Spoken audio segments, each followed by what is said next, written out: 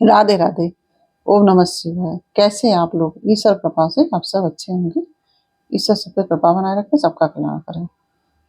आज हम बताने जा रहे हैं श्री शिव महापुराण के विदेशर संहिता का 12वां अध्याय, मोक्षदायक पूर्ण क्षेत्रों का वर्णन। काल विशेष में विभिन्न नदियों के जल में स्नान के उत्तम फल का निर्देश तथा तीर्थों में पाप से बचे रहने की चेतावनी। और इसका वर्णन करने से पहले हम आपसे कहना चाहेंगे, यदि आपने हमारे चैनल को सब्सक्राइब नहीं किया तो प्लीज़ हमारे चैनल को सब्सक्राइब कर लीजिए और बेल आइकन बटन अवश्य दबा दीजिए, जिससे कि हमारे आने वाले सारे वीडियोस आपको प्राप्त हो सकें। यदि आपको कथा अच्छी लग रही है, समझ में आ रही है, तो वीडियो को लाइक शेयर अवश्य कीजिए। कमेंट में राधे राधे या ओम नमः शिवाय अवश्य लिखिए। और चलिए अब चलते हैं कथा की तरफ। ओम नमः शिवाय, ओम नमः शिवाय, हरि हर भोले नमः शिवाय। गंगाधराय शिव गंगाधराय, हरि हर भोले नमः शिवाय।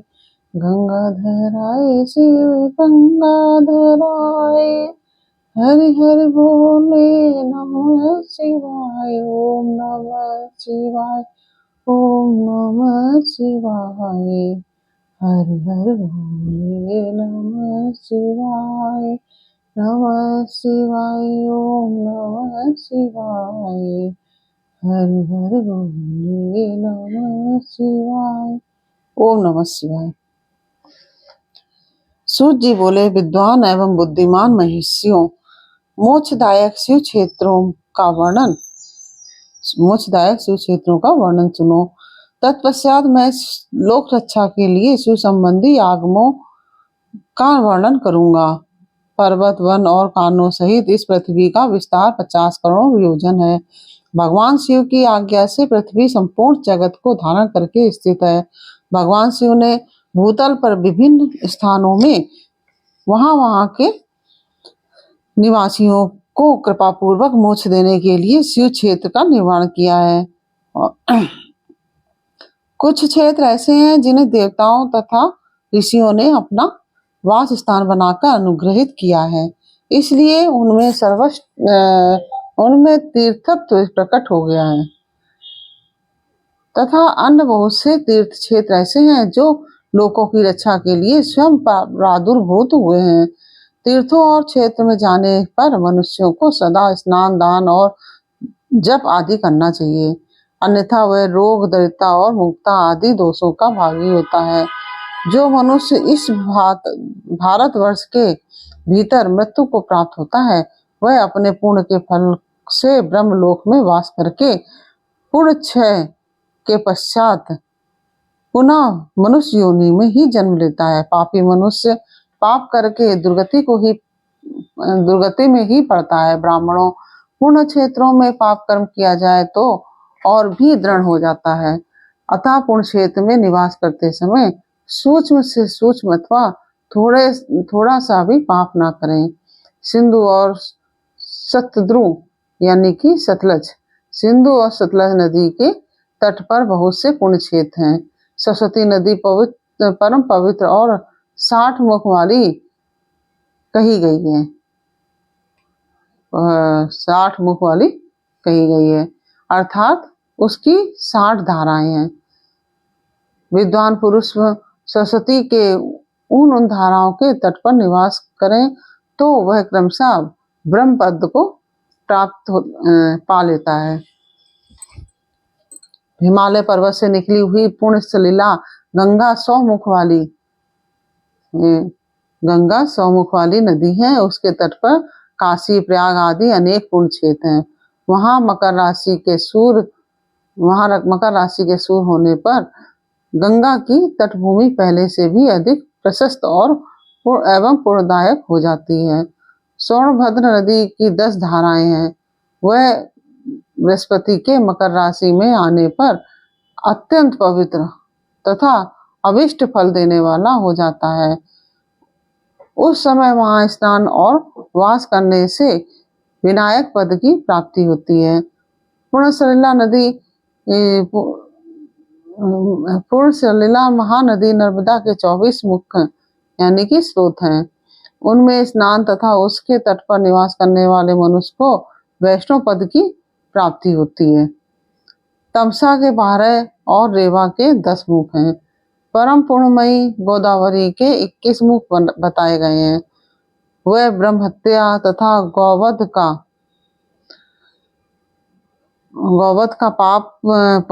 के पाप का नाश करने वाली एवं रुद्र लोक को देने वाली है।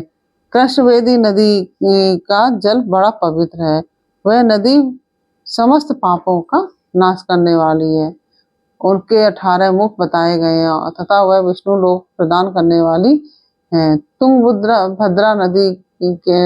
तुंगभद्रा के 10 मुख हैं। वह ब्रह्मलोक देने वाली है। पूर्ण सलिला सुवर्ण मुखरी के 9 मुख कहे गए हैं। ब्रह्मलोक से लौटे हुए जीव उसी के तट पर जन्म लेते हैं। पूर्ण सलिला जो सुवर्ण मुखरी के 9 मुख कहे गए हैं, ब्रह्मलोक से लौटे हुए लोग हैं, उसी तट पर जन्म लेते हैं। सरस्वती नदी, पंपा सरोवर, कन्याकुमारी, अंतरीप तथा शुभ कारक श्वेत नदी, ये सभी पूर्ण क्षेत्र हैं। इनके तट पर निवास करने से इंद्रलोक की प्राप्ति होती है। सह पर्वत से निकली हुई महानदी कावेरी परम पुण्यमयी है। उसके 27 मुख बताए गए हैं और वह संपूर्ण अभीष्ट वस्तुओं को देने वाली है। उसके तट स्वर्ग लोक की प्राप्ति कराने वाले तथा ब्रह्मा और विष्णु का पद देने वाले हैं। कावेरी के जो तट शैव क्षेत्र के अंतर्गत हैं, वे अभीष्ट फल देने के साथ ही शिवलोक प्रदान करने वाले हैं। नैमिषारण्य तथा बद्रिका आश्रम में सूर्य और पृथ्वी के मेष राशि में आने पर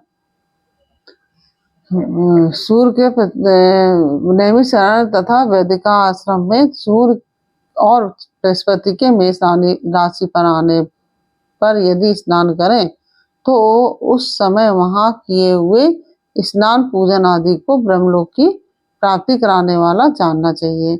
सिंह और कर्क राशि में सूर्य की संक्रांति होने पर सिंधु नदी में किया हुआ स्नान तथा केदार तीर्थ के जल का पान एवं स्नान ज्ञानदायक माना गया है। जब बृहस्पति सिंह राशि में स्थित हो उस समय सिंह की संक्रांति से युक्त भाद्रपद मास में यदि गोदावरी के जल में स्नान किया जाए तो वह शिवलोक की प्राप्ति कराने वाला होता है। ऐसा पूर्व काल में स्वयं भगवान शिव ने कहा था। जब सूर्य और बृहस्पति कन्या राशि में स्थित हो तब यमुना और सोनभद्र में स्नान करें। वह स्नान धर्मराज और तथा गणेश जी के लोक में महान भोग प्रदान करने वाला होता है। यह महर्षियों की मान्यता है। जब सूर्य और बृहस्पति तुला राशि में स्थित हो उस समय कावेरी नदी में स्नान करें। वह स्नान भगवान विष्णु के वचन की महिमा से संपूर्ण अभीष्ट वस्तुओं को देने वाला माना गया है। जब सूर्य और बृहस्पति वृश्चिक राशि में पर आ जाए तब मार्गशीर्ष यानी कि अगहन के महीने में नर्मदा में स्नान करने से श्री विष्णु लोक की प्राप्ति हो सकती है। सूर्य और बृहस्पति के धन राशि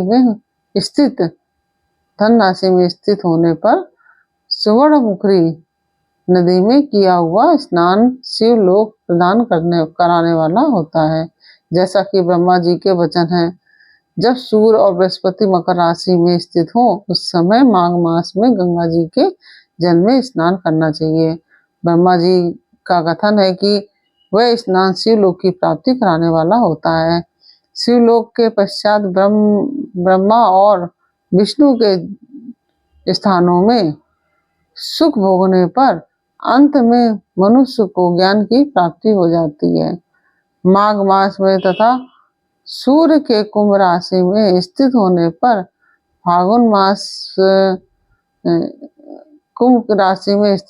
फागुन मास में गंगा जी के तट पर किया हुआ श्राद्ध, पिंडदान अथवा तिलोदक दान पिता और नाना दोनों तरफ के पितरों की अनेक पीढ़ियों का उद्धार करने वाला माना गया है। सूर्य और बृहस्पति जब मीन राशि में स्थित हो तब कृष्णवेदी नदी में किए गए स्नान की ऋषियों ने प्रशंसा की है। उन महीनों में पूर्वोक्त तीर्थों में किया हुआ स्नान इंद्रप्रद की प्राप्ति कराने वाला होता है। विद्वान पुरुष गंगा अथवा कावेरी नदी में आश्रय लेकर तीर्थवास करें। ऐसा करने पर तत्काल किए हुए पाप का निश्चय ही नाश हो जाता है। रुद्र लोक प्रदान करने वाले बहुत से क्षेत्र हैं। ताम्रपर्णी और वेगवती ये दोनों नदियां ब्रह्मलोक की प्राप्ति रूप फल देने वाली हैं। इन दोनों के तट पर कितने ही स्वर्गदायक क्षेत्र हैं। इन दोनों के मध्य में बहुत से पूर्णप्रद क्षेत्र हैं। वहां निवास करने वाला विद्वान पुरुष वैसे फल का भागी होता है। सदाचार, उत्तम वृत्ति और तथा सद्भावना के साथ मन में दया भाव रखते हुए विद्वान पुरुष को तीर्थ में निवास करना चाहिए, अन्यथा उसका फल नहीं मिलता।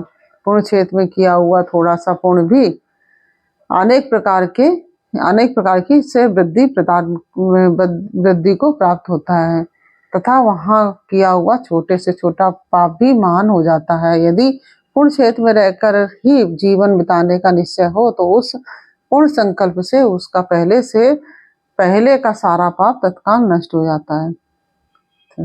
नष्ट हो जाएगा, क्योंकि पुण्य को ऐश्वर्यदायक कहा गया है। ब्राह्मणों तीर्थवास जनित पुण्य कायिक, वाचिक और मानसिक सारे पापों का नाश कर देता है। तीर्थ में किया हुआ मानसिक पाप वज्रलेप हो जाता है। वह कई कल्पों तक पीछा नहीं छोड़ता। वैसा पाप केवल ध्यान से ही नष्ट होता है, अन्यथा नहीं। वाचिक पाप तथा कायिक पाप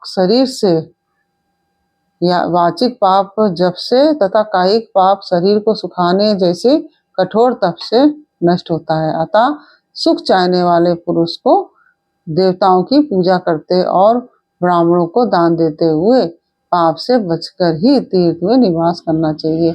इस प्रकार से यह 12वां अध्याय पूर्ण हुआ। यह अध्याय आपको कैसा लगा यह हमें कमेंट बॉक्स में अवश्य बताइए। अच्छा लगा हो वीडियो को लाइक शेयर अवश्य कीजिए, और यदि आपने हमारे चैनल को भी सब्सक्राइब नहीं किया तो प्लीज हमारे चैनल को सब्सक्राइब कर लीजिए और बेल आइकन बटन अवश्य दबा दीजिए, जिससे कि हमारे आने वाले सारे वीडियोस आपको प्राप्त हो सकें। फिर मिलते हैं आपसे अगले अध्याय के साथ अगले वीडियो में। तब तक के लिए ओम नमः शिवाय। राधे राधे।